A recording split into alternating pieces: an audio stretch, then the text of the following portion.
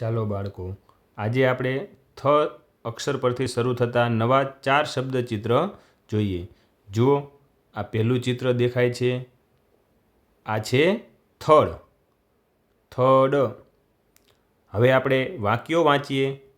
થડ વૃક્ષનો જ ભાગ છે, તે મજબૂત હોય છે. થડ જાડું હોય છે.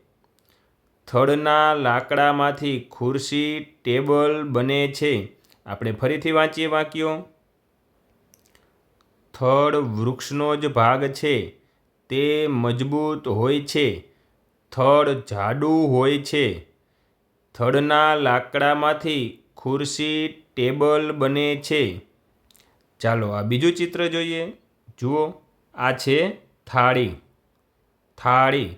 હવે વાક્ય વાંચીએ. થાળી ગોળ હોય છે.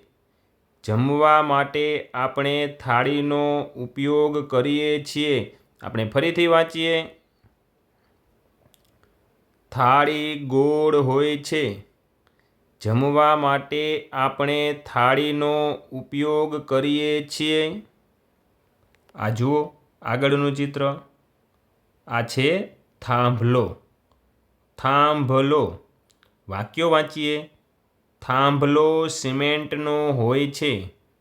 મકાન બનાવવા, પુલ બનાવવા થાંભલો ઉપયોગી છે. તાર, ટેલિફોન કે વીજળી માટે થાંભલો જરૂરી છે. ફરીથી વાંચીએ. થાંભલો સિમેન્ટનો હોય છે. મકાન બનાવવા, પુલ બનાવવા થાંભલો ઉપયોગી છે. તાર, ટેલિફોન કે વીજળી માટે થાંભલો જરૂરી છે. ચાલો થ અક્ષર ઉપરથી ચોથું ચિત્ર જોઈએ. આ છે થેલો. થેલો. વાક્યો વાંચીએ.